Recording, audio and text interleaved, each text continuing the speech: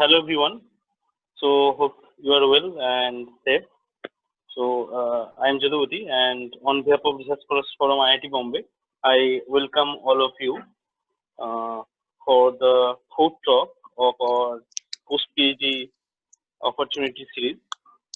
For this webinar, we have Professor Abhijit Majumder, who is an associate professor in the Department of Chemical Engineering, IIT Bombay. With this, let me introduce Professor Abhijit Majumder. It's a great pleasure to have him as the fourth speaker of this series. Professor Majumdar, so he received his bachelor's degree from Regional Engineering College, which is currently known as NIT, Durgapur in 2002, which is also my native place. He did his MTech in Cryogenic Engineering from IIT Kharagpur in 2004 and PhD from IIT Kanpur at 2010. So prior to joining IIT Bombay as faculty, Professor Abhijit Majumder worked for in STEM NCBS Bangalore 2010 to 12 and BWH Harvard Medical School Boston 12-13 and DBT WTI Fellowship in STEM NCBS 13-14 as postdoctoral researcher. So he has received many prestigious awards: DBT Welcome Trust India Alliance Early Career Fellowship, Tier 35 India Young Investigator Award, People Travel Grant Award, and runners-up Ellen Gent Award. So today he is going to talk about post PhD way forward. So this will be mostly informal discussion, and he will share his thoughts and views, his experience on these things. So before I over to sir, so just I want to share two information to all the PhD students who are here.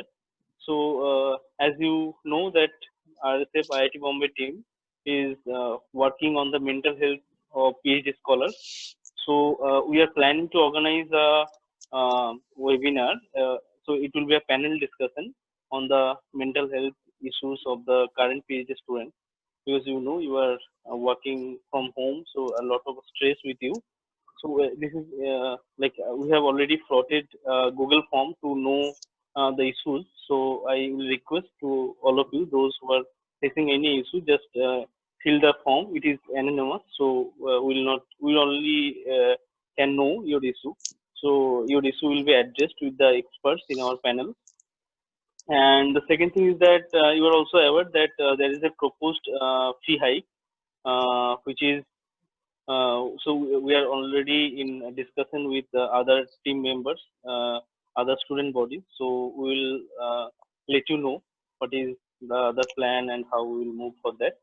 So now I will over to Professor Majumdar, and thank you very much, sir, for joining and accepting our invitation. Please continue, sir.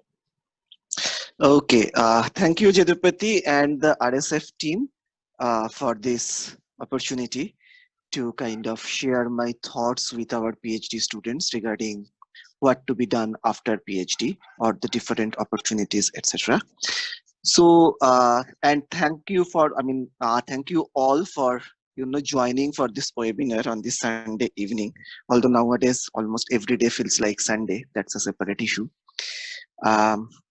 So, as Jadupati also mentioned, and I also thought that rather than giving a kind of one-way presentation, we will think today's webinar more like an informal discussion session. So I will have a few slides just to give you a pointer to start the discussion, which may take hardly 15 minutes. And then we will, then it all depends on what kind of question you ask. So to start with, as you can see that the first slide reads that the postdoc is not your only career option and academics is not your only destination. So this is something I would like to stress upon, that when we do PhD, we always think that, okay, after PhD, I will do a postdoc. After postdoc, I will get into somewhere as an assistant professor and I will stay in academia. That is not the only thing that you can do after your PhD. and that we need to kind of understand. So when I was thinking about that, what to discuss, that what you can do after your PhD, I thought, why not we think about the whole journey of your PhD. So when I look back, so the first question that I would like to think you, that why did you join PhD at the first place? What was the purpose? One side of the purpose, obviously, to gain knowledge, or you were probably excited about research. So, so on and so forth. But from the career point of view, what was your purpose of joining PhD? Did you have a thought that point of time?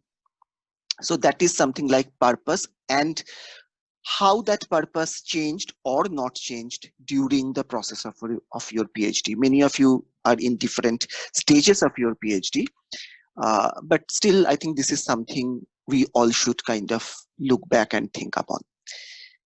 Second point that I would like to mention is what you do after your PhD, that is the topic of our today's discussion, is essentially a byproduct of like what you do during your PhD.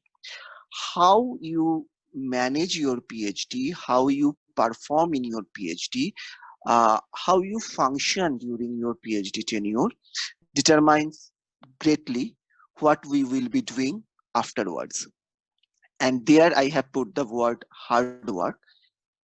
So as I think, we all keep on saying that we all need to do hard work, uh, but just doing the hard work is not enough. And that brings me to my third point, and that I would like to talk about the direction, that and how to prepare oneself during PhD, because your preparation depends on the direction, right? That what you want to do after PhD, and you need to prepare accordingly. And what you want to do after PhD, that depends on where you started, that is your purpose, right? That may have changed over time, but you need to think of that direction. So I would like to kind of give the acronym, that purpose, hard work, and direction. And these three together, we can think of our PhD, and how well we manage our PhD depends on, that will determine what we will be doing after our PhD. So often that I tell to my students at that, you may publish fantastic papers, you may do very well in your PhD, you may get lots of awards, etc. But the person who entered into the PhD program and the person who is leaving the PhD program, if these two are the same person, then I consider this PhD as a failure. Because during this 4, 5, 6, 7 years of training, you should change as a person. Because obviously PhD is a time to gain knowledge, but along with the knowledge, you also gain a lot of skill sets. And what are those skill sets? So this I have picked from a website. So here, it's a very nice thing, that nice list. I will read out a few things here. That what you do during your PhD, what you think that, okay, I am doing this, but doing that particular work, you actually develop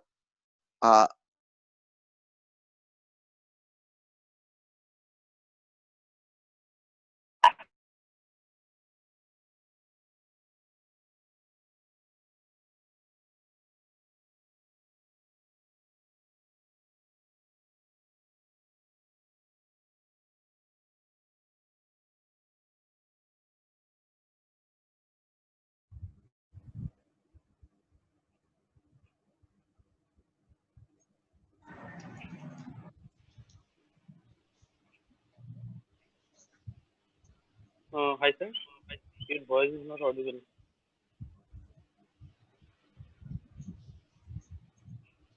Okay, can you please check? Hello?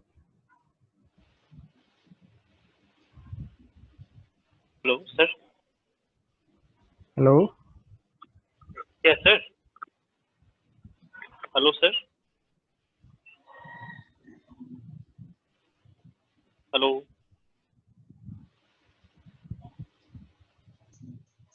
Hello, sir. Sir, am I audible? I think there is some technical issue. Your voice is not audible. Yes, Jadupati, you are audible, but voice from Professor Abhijit Majumder is not coming. Maybe some internet issues there. We'll stop it.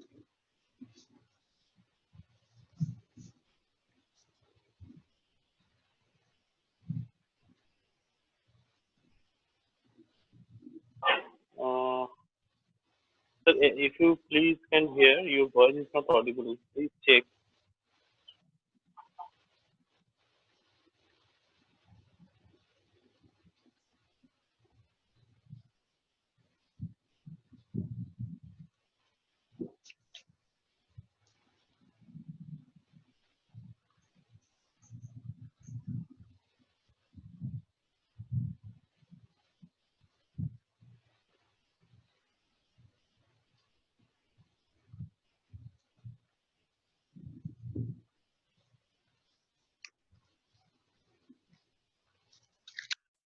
বলছি স্যারকে একটু phone করে দেবো।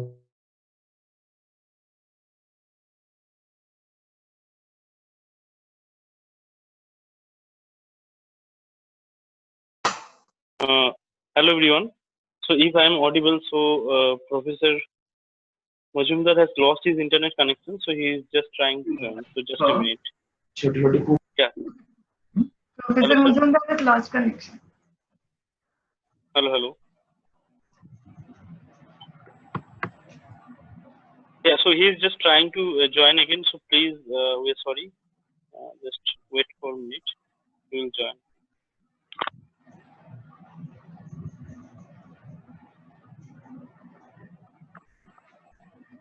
Can you hear me now? Yes, sir. Yeah, you are audible. So where did I lose you? At what point? So you are sharing some, I think, third slide. I think after PhD, telling something. 2000. So I was talking about some skill sets that you developed during PhD. So was that audible? So just the third slide here. The beginning of the third slide. Okay, just let me then go back again. Sorry about this. Okay, sir. Yeah. The screen is not. Just a second. I'm starting to share my screen. Yeah. Give me a minute. So you can. So this was covered, right? This part. Yeah. Okay. Yeah. And then I started here, and then okay, fine. I'll just go back again. Yeah. So yeah, sorry about this. As I was talking about that, I would like all of you to ponder over that during your PhD, you gain knowledge, no doubt about that, but you also gain lot of skill sets. And as I tell to my students that the person who joins the PhD and the person who leaves the PhD, if these two persons are the same person, then I consider this PhD is a failure. Because during your 3, 4, 5 years of PhD, you may publish lots of paper, may get lots of awards, but an important part is to develop as a person. And you will see that a lot of the things that you do during your PhD as a part of your PhD program is essentially to help you in developing all these skill sets.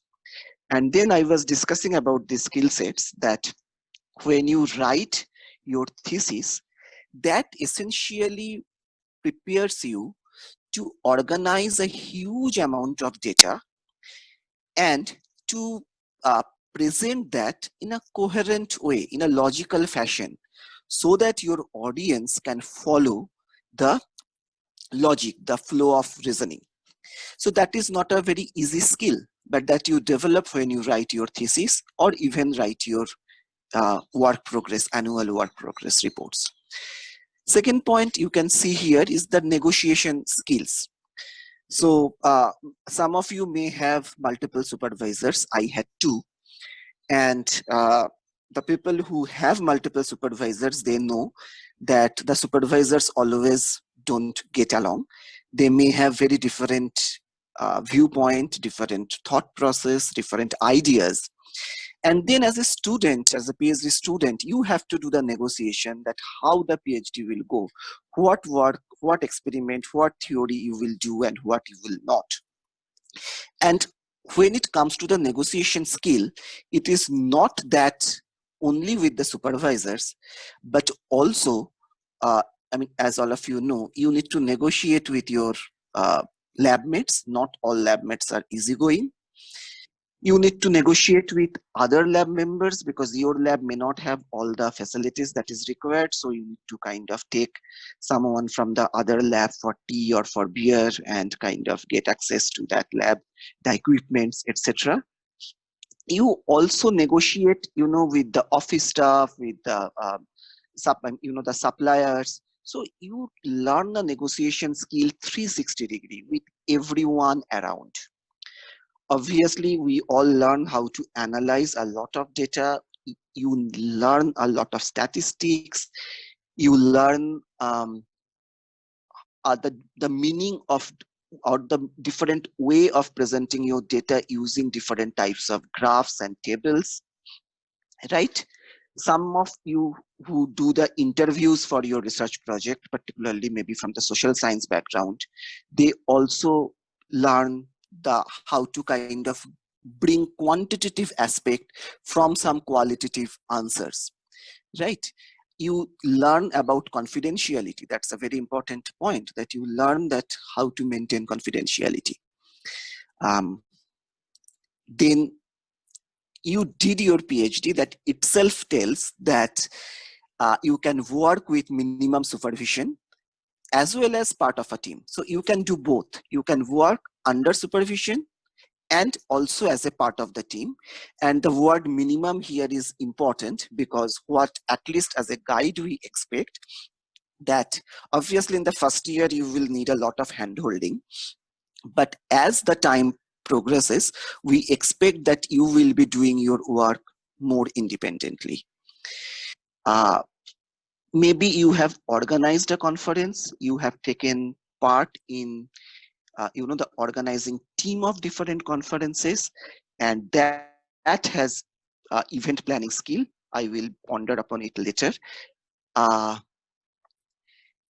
You have maybe spent some time abroad, you have learned different cultures.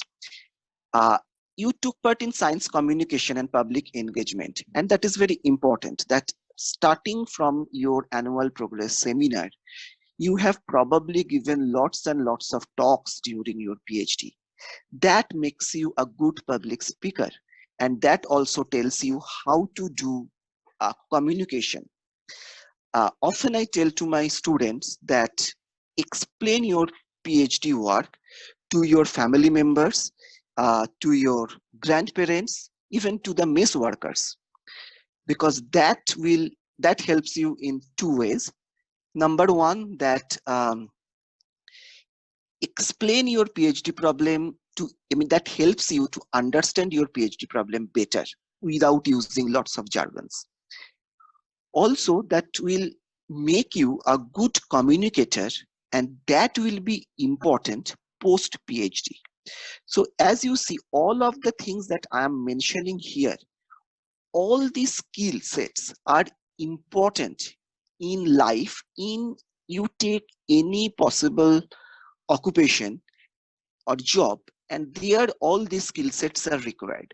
So first of all, please take it into your mind that during your PhD, you are not just getting trained how to perform one experiment. In fact, that is actually the lowest level of skill set that you develop.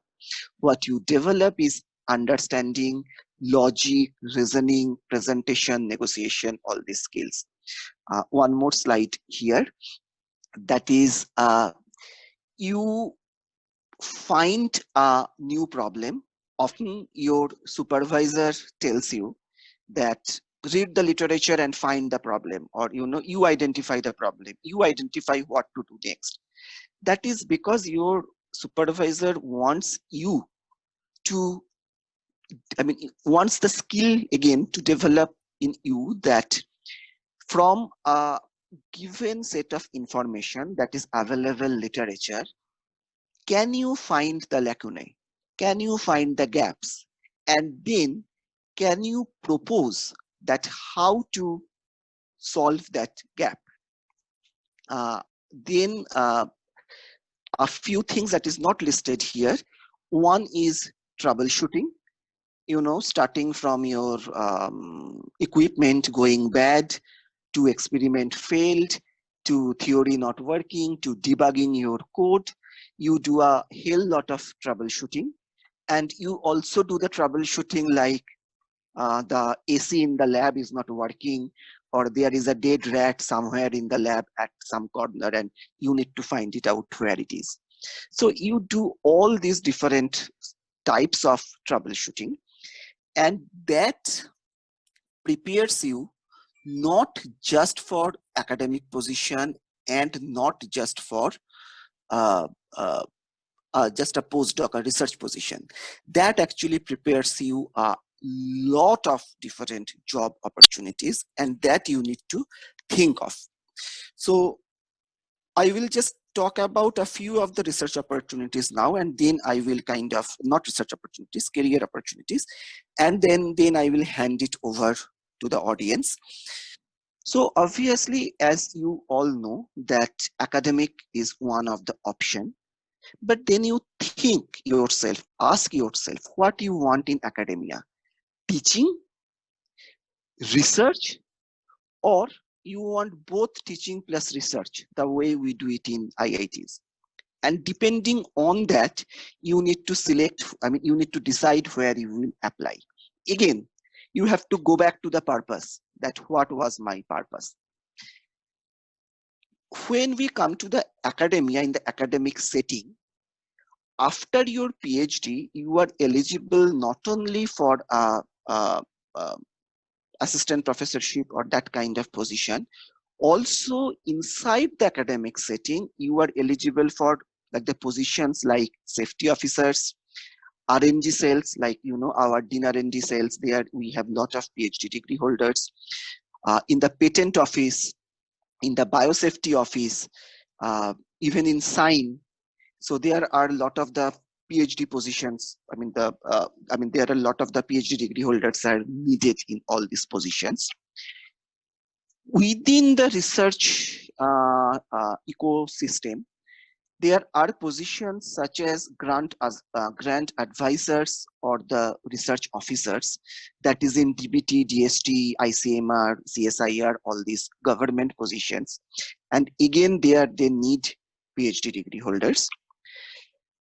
Obviously, we can go to industry, and industry not only the R&D, you need to think of the analyst position, even sales, patent analyst, and the online database analyst. Those kind of positions are available, again where research experience will be very handy. One position I would like to mention, which not like the many of us always aware of, that is the liaison officer. So many of the industry, they have the liaison officer whose job is to bridge between industry and academia. And again, they need people who have the experience of academic research. Obviously, there is startups. You can start your own, industry, and that need not to be always from what research that you are doing your PhD. Obviously, that is one option to convert that into a business. But also you can think of something, very similar. Just to give you an example, with us, Dr. Sandeep Patil, he did PhD with us when we were doing PhD in IIT Kanpur. So during his PhD, he needed electrospinning machine, and that electrospinning machine was not there in IIT Kanpur. and it was not possible to buy one. So what Sandeep did, Sandeep actually using our facility of, the workshop facility and the glass blowing facility, etc. He actually designed a electrospinning machine and made a electrospinning machine inside IIT Kanpur. Then he used that electrospinning machine for his PhD. But after PhD, he actually started a company of electrospinning machine, and then he even exported those equipments, and now he is running a very successful business. He has diverted into many other different things. So think of your startup having your own, own business. Other than that, you have options like communication business, research communication, starting from research journalist position to research blogger to there are a lot of the editorial service that is needed. Even different journals need editorial people. So these all are the different career options that you have. What I would like to tell you is that first learn about each of these options, then listen to your inner voice, that what that inner voice is asking you to do, and then a few things that you need to do during your PhD. Number one, you need to have a mentor. So your PhD guide can be your mentor, but the mentor can be someone else also. And that depends on which field you would like to go after your PhD. And if you see this lot of the different things that I have just discussed, even including teaching and research, you don't need a postdoc always. You can even directly join after PhD. I have many of my friends actually who have joined academia soon after PhD. So for those to know that, so first you need to know what are the different options. Then you need to know what is needed in that particular option that you have chosen. What are the skill sets that you need to develop? You need to find a mentor in that field, and how to find a mentor, and that is something that you need to organize conferences, you need to go. And I see often that when during the talks, the students should be proactive to meet the speaker, to discuss, to make the networking. When you go abroad for say some conference, don't sit with students from your own institute or even with other Indians. Sit with other people, start networking, broaden your horizon, and all those connections will be very important. So I will end my side of the talk with 3T that I say. First, talk to your mentor, talk to the expert in the field. Number two, think ahead. Think a little bit ahead that what can be the requirement after 5 years? What will be the hot topic, quote unquote, after 5 years down the line? And try to think that whether you want to be a leader in that particular hot area, and then read about that. Keep some time aside every day to read about your destination that you have decided for yourself. And then the third T is take lead. Don't wait for the opportunity to come. Jump into the opportunity. Again, if you have some idea, just spread the idea, talk to people, and see how you can develop that idea. So with that, I will stop here. And as I said, that now I would like to have more free-flowing questions and to have an informal discussion. Thank you for your attention.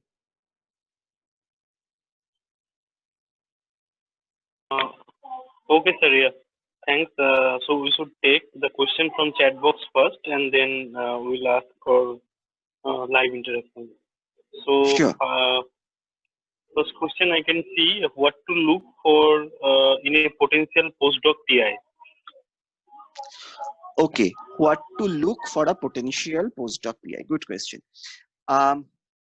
Obviously, first of all, you will look into their publication record. So again, something, just let me just try to see if I can go to the video, because now I think the video would be better, but I don't know how to go back. It is anyway. Okay, fine. Yeah, it has come. So yeah, so what to look into the potential postdoc PI? One thing that I would again like to stress upon, that what do you want to do after your postdoc? If you have that clear idea. So suppose if you want to stay in academia, then obviously in your potential postdoc PI, you will look into their publication record, particularly publication in last 2-3 years. Also, what you need to look about, what the postdocs from that particular lab or PhD students from that particular lab, what they are doing now. So you can actually go to their ex-members list. Most of the groups have the ex-member list, and then do a little bit of Google search to see what they are doing right now. And if say suppose if you want to become an entrepreneur, in that case, probably you will look into for someone who has that experience, or from that lab, lot of entrepreneurs have come up. And so that is one thing. And third thing, which is very important but difficult to judge, I agree, but if you can have, someone in that department, in that institute, university, or in that group, the best thing, try to get some feedback, that how the person is, how helpful the PI is in helping you in your career. Hope that answers the query. Okay, so next question is, what opportunities, both research and academic, for students who are from core engineering background but doing PhD in interdisciplinary department? I would request the who has asked this question, can he or she be unmuted and ask the question, because I need to understand what he or she meant. Because to me, if you have worked in an interdisciplinary area, you are actually in a better position than others, right? Because now you can apply to multiple different departments, and I can share my own experience, but before that, if whoever asked the question can explain it better. Yeah, I think, yeah. Saurabh, please ask the question. Hello, sir. Am I audible? Yeah, please go ahead. Yeah. Sir, I am from mechanical department and I am doing PhD in biomedical. So, very good. So what I want to know is that post PhD, there are very academics who are very specific about the discipline. Okay, and yeah. So what kind of opportunities I can get both in India for academics and research outside? Okay, so there are two different questions. One is the academic position inside India, and the research position, postdoctoral position outside. First, I will answer the easy question, that is the postdoctoral position outside. With your mechanical engineering background and experience in biomedical engineering, you are in a much better position than the others, right? Because you can apply to multiple departments, to multiple people, as well as you can propose to the PI that, see, your lab is doing this ABCD things, but you are not doing this E thing that I can bring on table, I can bring to your lab, this essential new skill set. And this is how, if I join your lab, we can take your research in this direction with my interdisciplinary skill set. So I think if you when you apply for postdoc abroad or India, you are in a better position than others. Now I come to the other question, that is more difficult, that is position in India. Now, position in India, we have certain institutes and universities. They are very rigid about applying in this particular. So if you are applying to those universities and institute, you have to apply in mechanical engineering department, because they look for your basic basic degree. But if you are applying to places like, ISAR, IITs, and those, or even different research labs, then someone's noise is coming. Can that person mute? Yeah, thanks. So then you have, so if you're applying to these advanced, ISAR, IISc, CSR, IITs, different CSIR labs, then actually, again, you are in a better position because you are coming from the interdisciplinary background. So just to give you one thing, that when you are applying to someone, and this is not, not to just answer Shaurav's question, but it is a general suggestion to all of you, is that think of how your expertise will be useful for where you are applying, whether it is a academic position, research position, postdoc, industry, whatever, and try to give it in that way. For example, when I came here to give my faculty talk, or during my interview, I was asked that, Abhijit, after your BTech, you have done MTech in cryogenic, PhD in microfluidic and more in material science, postdoc in bioscience. Will you be able to teach in chemical engineering? And then my answer was that if you are looking for someone who is expert in one particular topic of chemical engineering, say reaction engineering, then obviously I am not the suitable person. Your suitable candidate is who has done BTech, MTech, PhD, postdoc, everything in reaction engineering. But if you are looking for someone who can integrate different fields, who can connect the dots, who can bring knowledge from one field to the other and apply that, then you should take me. So that is what I'm trying to say, that you need to have very clear idea where your strength is, and you need to sell that strength. I hope I have answered the question. Yes, sir. Thank you. Thank you. Okay, sir. So I'll take one more question from chat box, then I will take the question who has raised the hand. So what advice would you give to PhD students who are in the final stage of their doctoral work and cannot finish their experiment due to the lockdown? How can we utilize these dormant periods for our benefit? See, I can give you a lot of funda, but to be very honest, and brutally honest, that this is a difficult time, and I am also very worried about my own students who are in their final year. Being said that, think of this as an opportunity to be a little bit of more positive sense. And what I have told to my students is that, one thing, write review papers. If you are working in a particular field, maybe your focus was very narrow during your PhD, but once you will step outside IITB campus, you will be seen as an expert, not in that particular research question, but that field, right? So say suppose one of my students is working with effect of ABCD on mesenchymal stem cells, but when the outside world will look to that person, to that student, as an expert in stem cells. So this is the time to kind of read a lot to develop that expertise. Another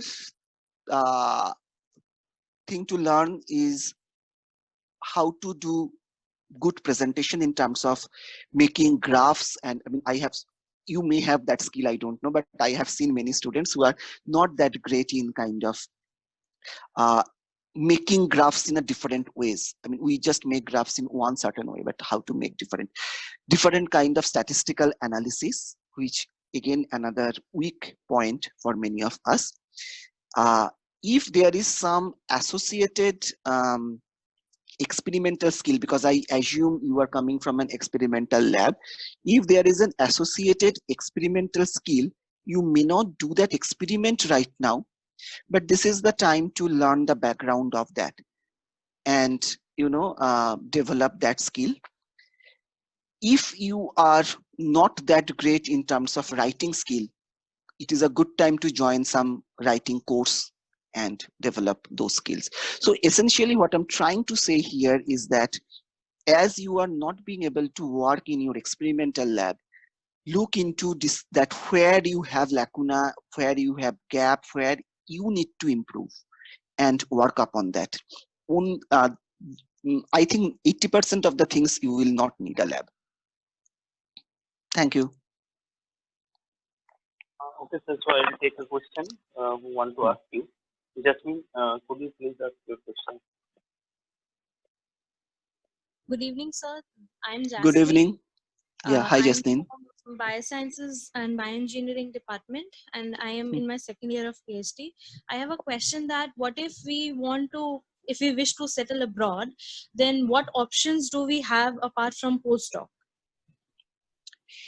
If you want to settle abroad, honestly speaking, I don't know the answer, but I think the postdoc is the easiest way to go ahead. You can start doing your postdoc. And I mean, all of the people whom I know after PhD settled abroad, they all, I think they all actually went abroad with a postdoc position, and then they continued and then kind of joined a different company or, started their own thing. But I think the postdoc is the easiest option. Okay, sir. Thank you. Yeah, sorry, I mean, I could not give you any other answer as It's I don't okay, know. sir. So next question is from Sesan. Could you please ask? Hello, sir. Am I Hello. audible? Yeah, please go ahead. Yes, sir. Actually, I wanted to ask, like, let's say if you're switching fields, let's say after your master's or your PhD, so like, what sort of general problems that you might face, and how do tackle them? Okay, so if you are changing your field, so I have changed my field like all the time, right? So one of the general problem is obviously your knowledge depth will be less than an expert who is from the field, right? So you have to develop that knowledge base. That is one of the important things. So I mean, one example that I always give, that when I joined during my postdoc in Professor Josna Dhawan's lab, it was a hardcore biology lab, and I never did biology after my +2. So even in the intern in the lab, they knew more than me, right? So I had to kind of go through the papers and the textbook, internet, attending talks, and actually sitting with those interns and learning from them about the tools and tricks of doing biology and the knowledge base of biology. So that is one problem that you may face. Another problem you will face, that is the perception of others, that what you are expert at. Because if someone is doing continuously in one field, I know this person is expert at this. So what is your expertise? And there comes again how you sell your skill set. As I was talking, that you need to, first of all, you need to understand yourself that, okay, I have switched my field, but what new I am bringing to this field, what this field never had or did not have, right? So for example, again, giving from my own experience, when I joined Josna's lab, it was excellent in a excellent biology lab, but they never had any idea about mechanics, materials, and engineering aspect. In fact, one day Josna told me, stress and strain, they are two different things. I always thought stress and strain are the same. So that is what I could bring there, and I could bring to that lab, that how to look into biology from a mechanics point of view, from a material point of view, from a microfluidic point of view, and that was appreciated. And third point that I would like to mention is the language. Often this happens that when we switch field, people from different field, they speak different language, right? So picking up their jargons, their way of talking, their way of expression is again another important skill set that you need to develop. Okay, thanks. Session, I have Thank you, sir. answered your question. Yes, sir. Thank you, sir. Okay, thank you. Okay, so I think we'll take the questions from chat box. So the next question is that can you give some more details on research blog and editorial option? Research blog and editorial options. Okay, so there are many now many entities, organizations, groups, companies who are actually writing about research communication, right?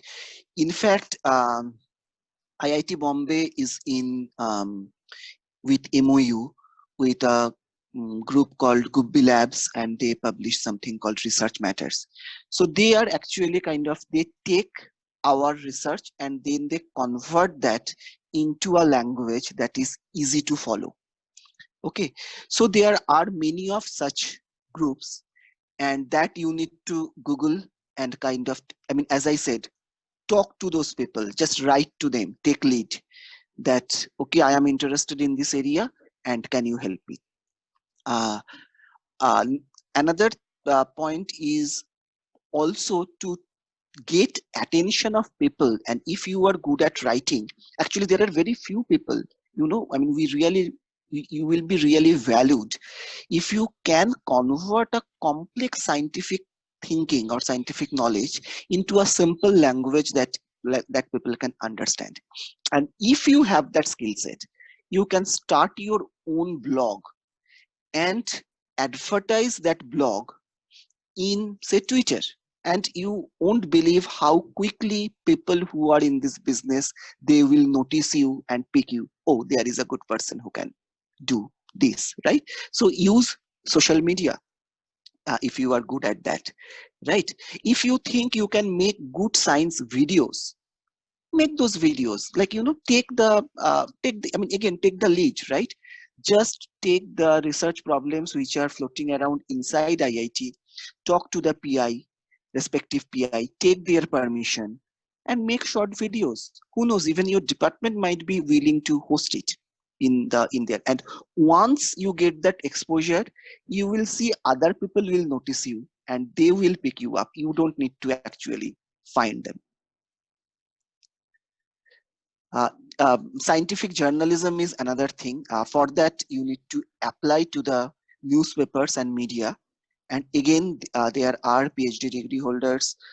You actually, when the scientific, again, as I was saying, talk to the experts. In, say, in ABCD newspaper, when a scientific piece comes, there is the name of the reporter and often his or her email ID.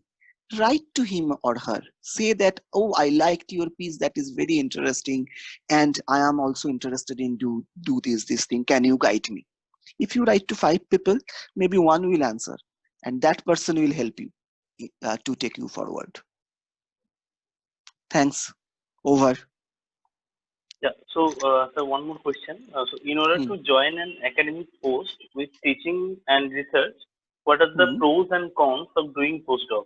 And what are the same for joining academia immediately after PhD? Okay.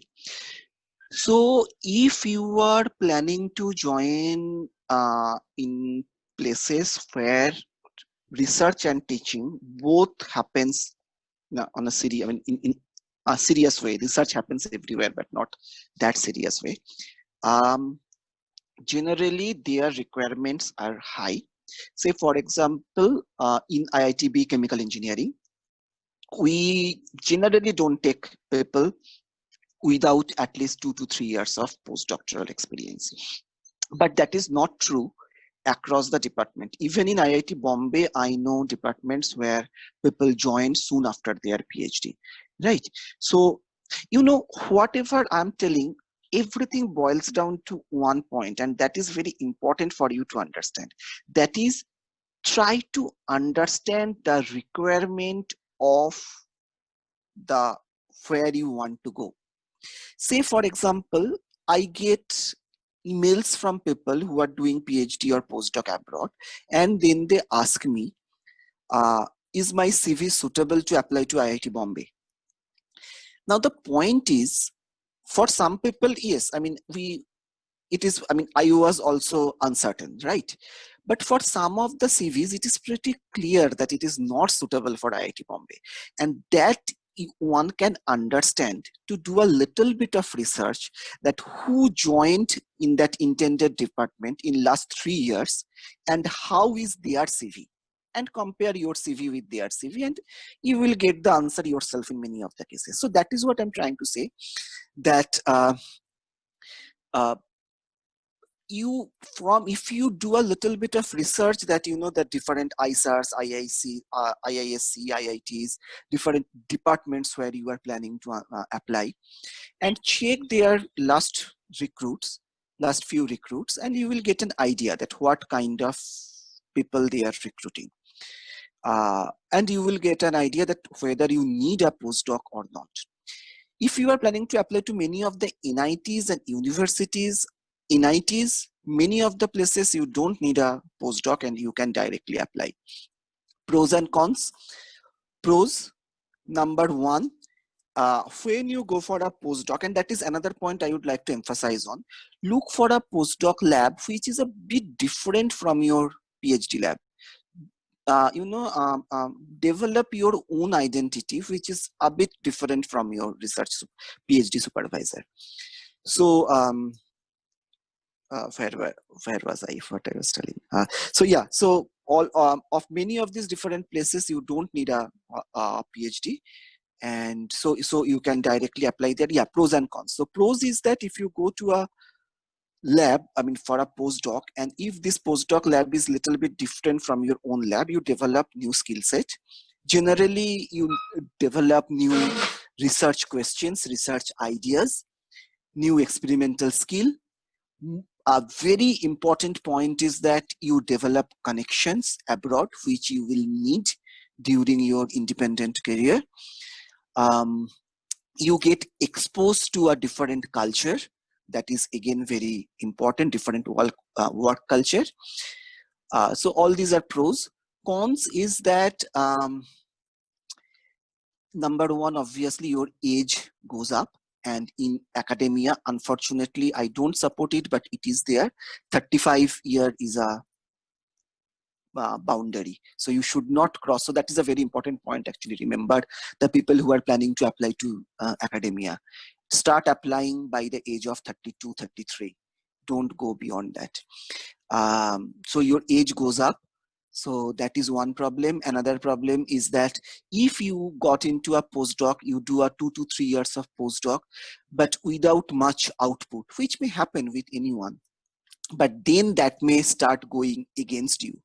That he or she has done 3 years of postdoc, but no publication yet. So that those are the cons that I can think of. Okay, over. Yeah. So, sir, one more question: that what opportunities are there in cryogenic industry after PhD in India or abroad?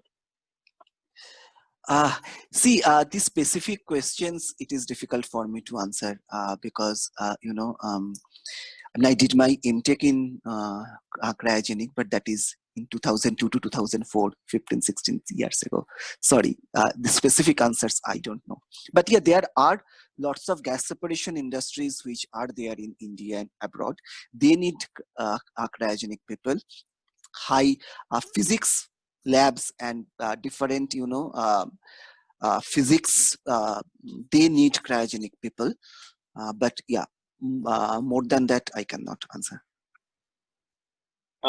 Sorry, sir. I just want to interrupt that. Yeah, so as you mentioned physics, so yeah, Quantum Design is a company which is based on like who used to work in abroad as well as in India in many countries. So they basically work in cryogenic.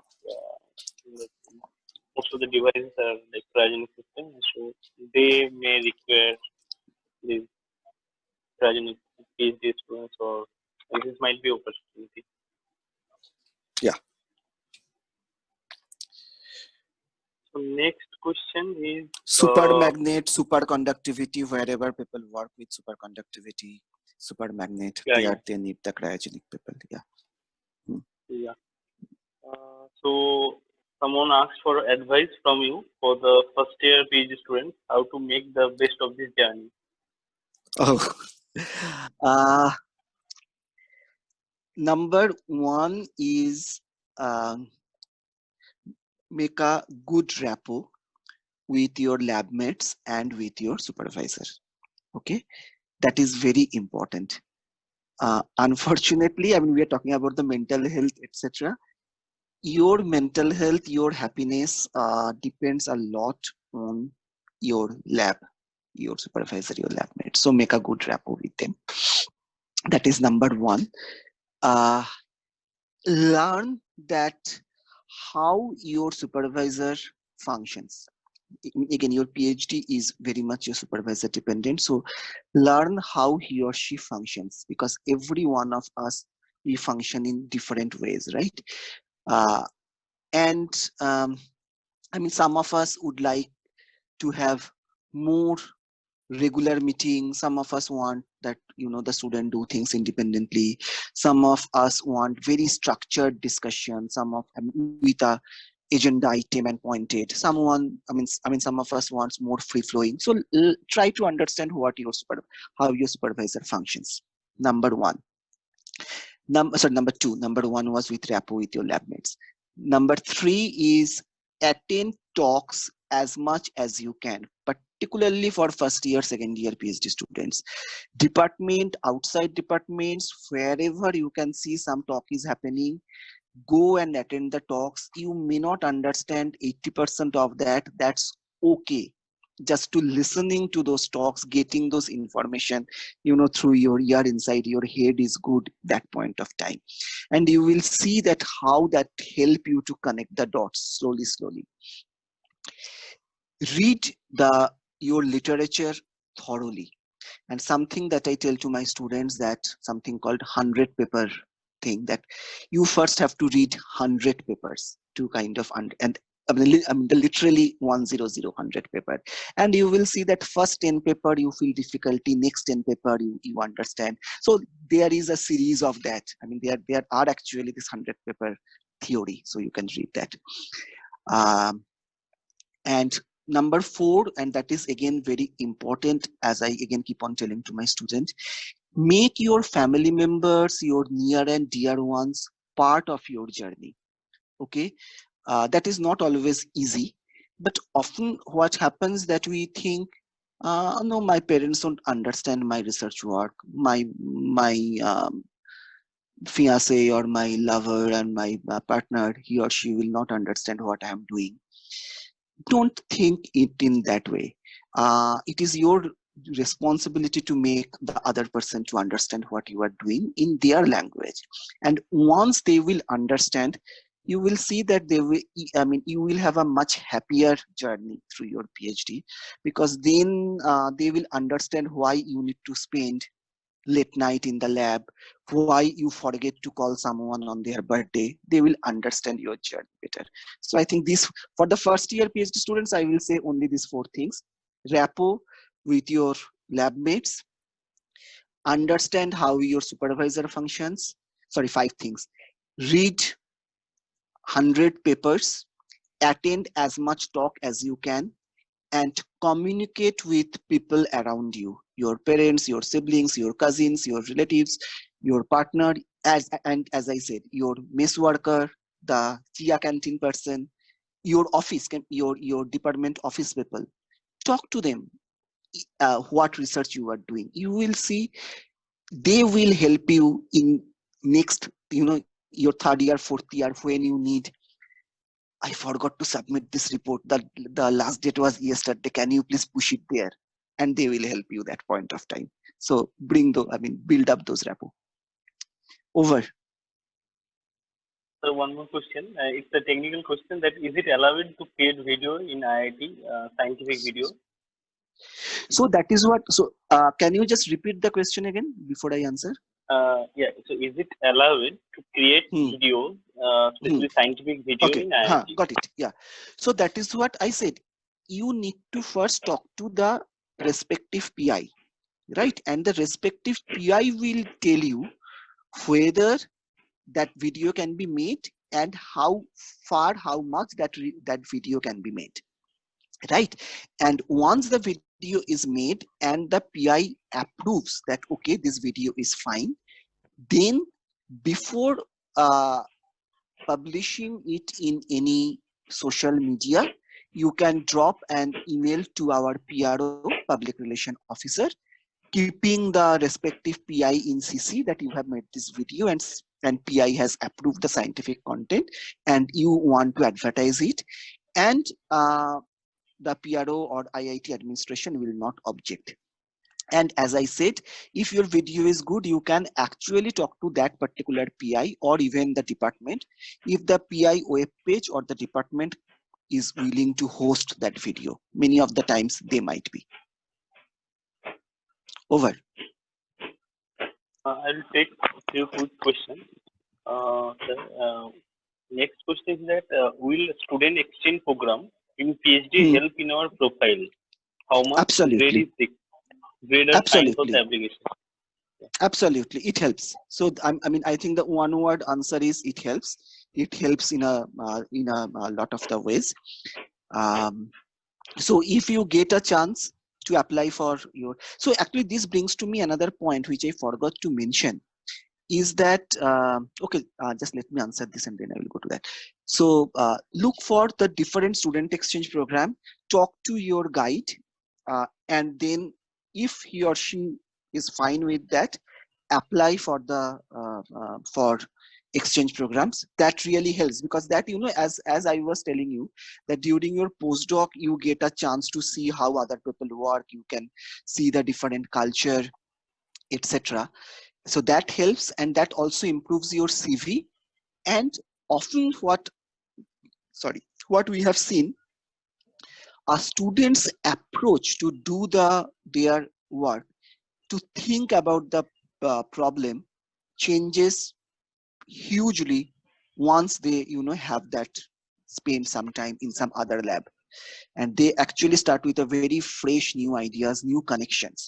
So, and also, you know, if you go to some lab for your postdoc, sorry, not postdoc, for your as a student exchange program, and if you really do well there, meaning is that you are almost securing your postdoc position, at least in that lab, right? So it is very helpful.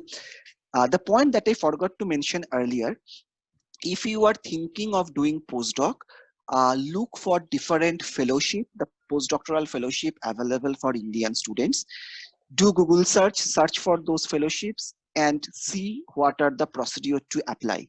If you have your own fellowship, it is 10 times easier to get into a lab. Over. Okay, sir, one more question.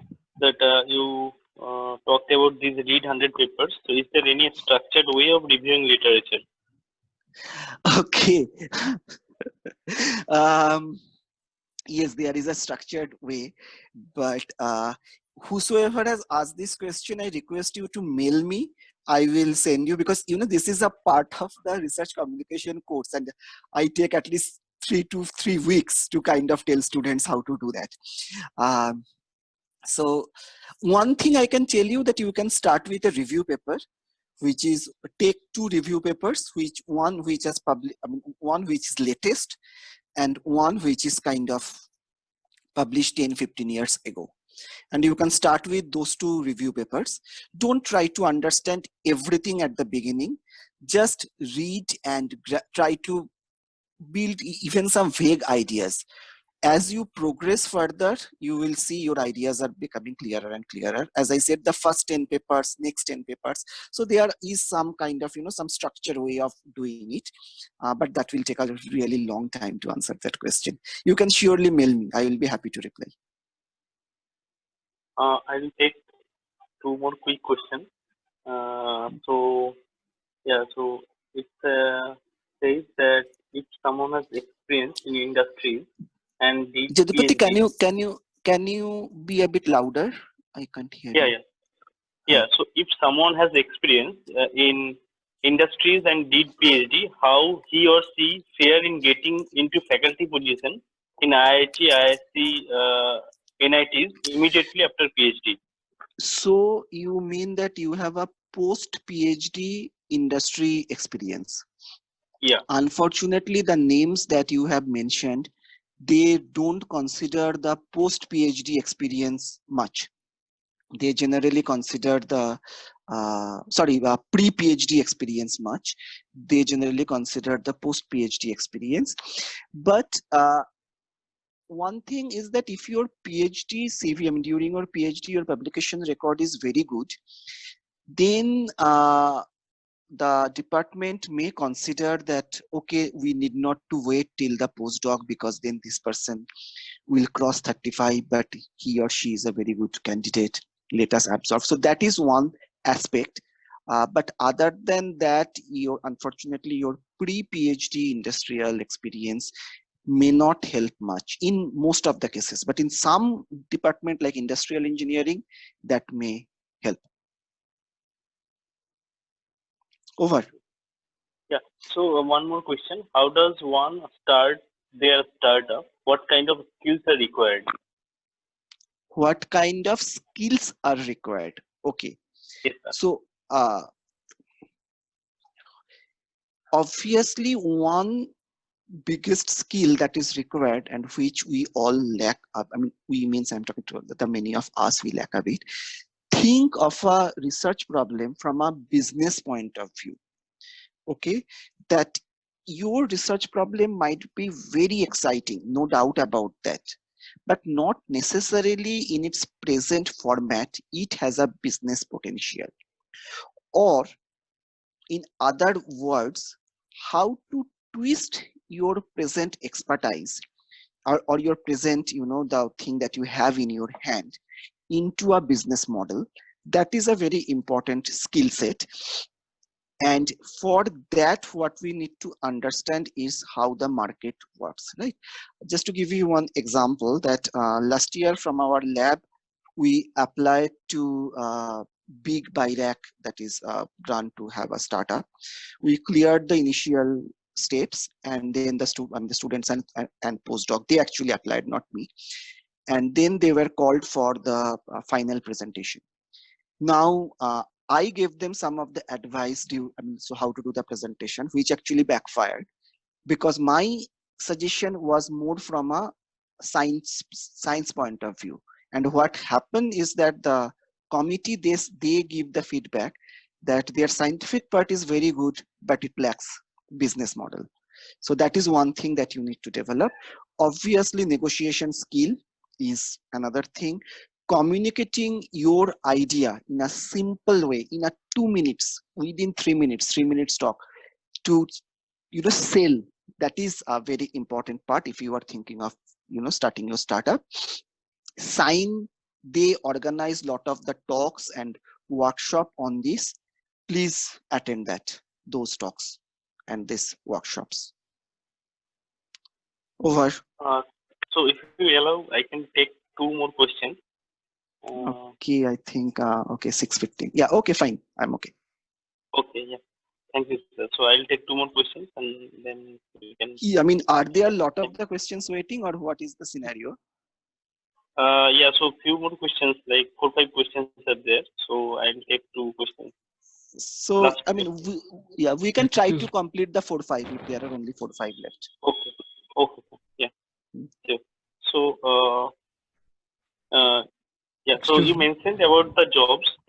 Someone is talking. Hello.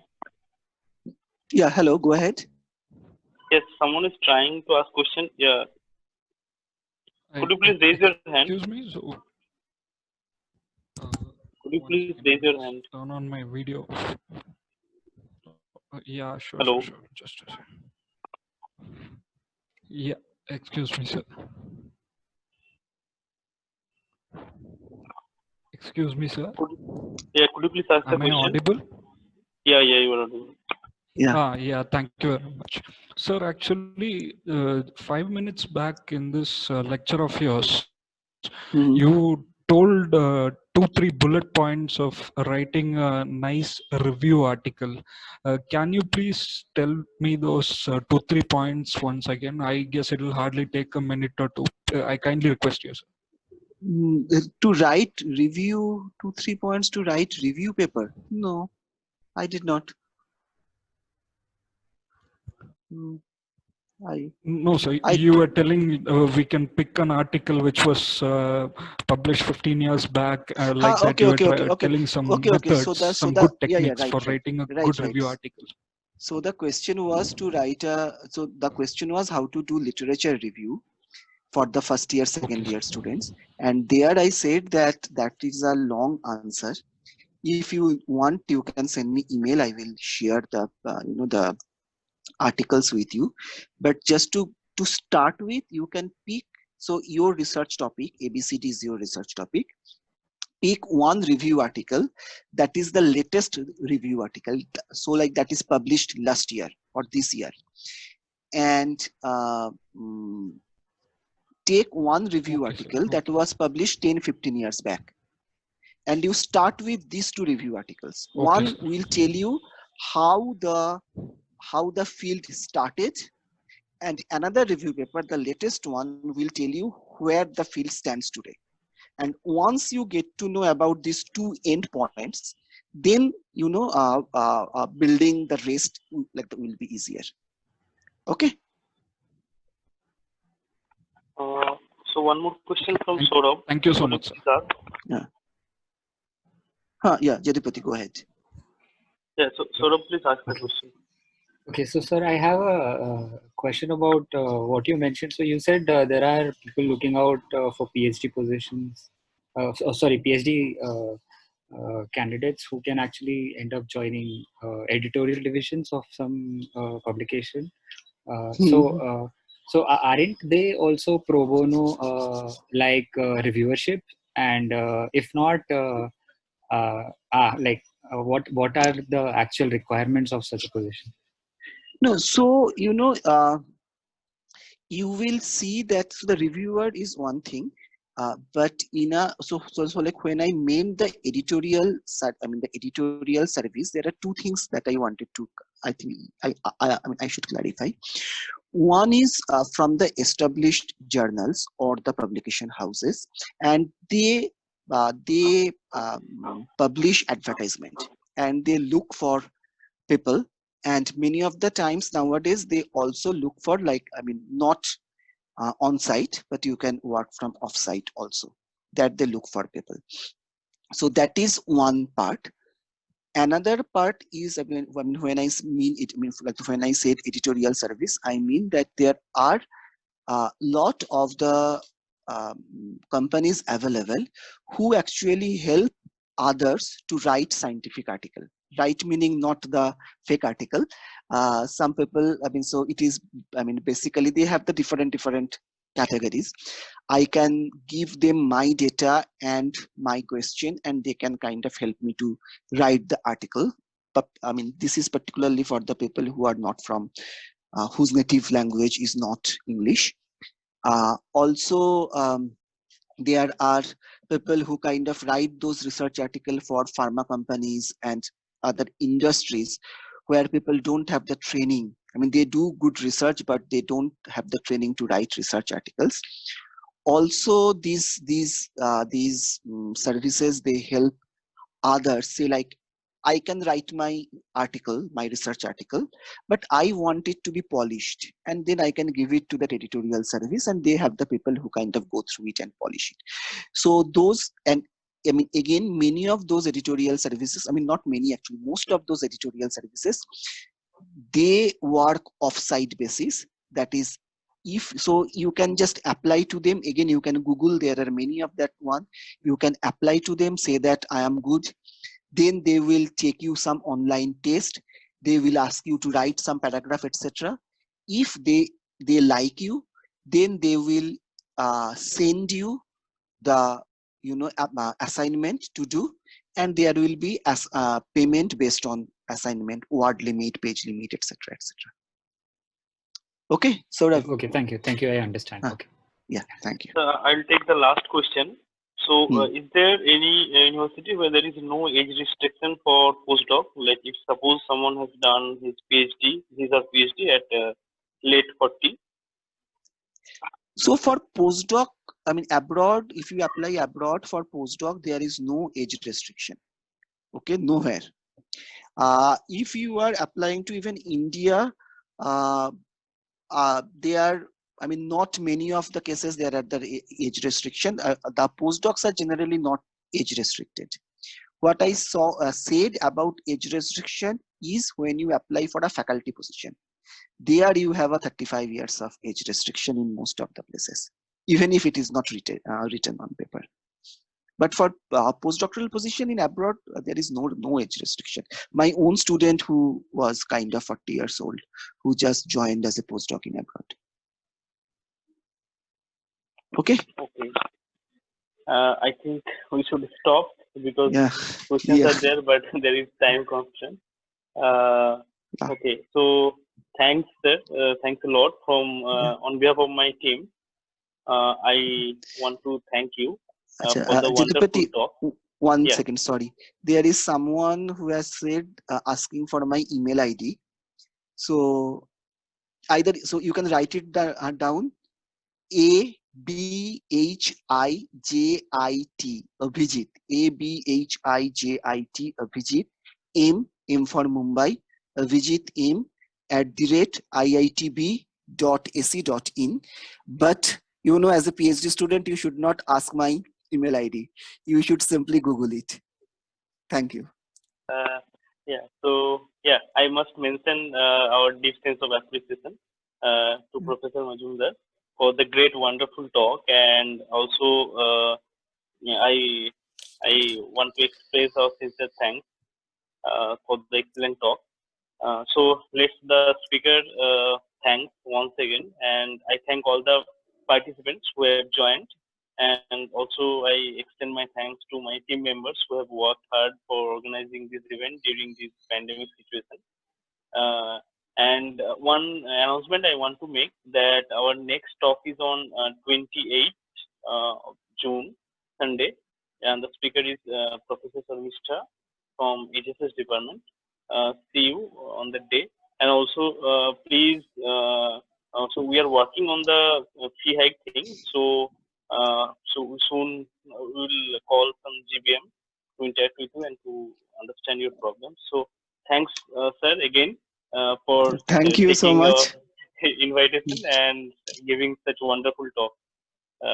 Okay. Thank you. Take care, everyone. Stay safe. Stay healthy. Bye bye.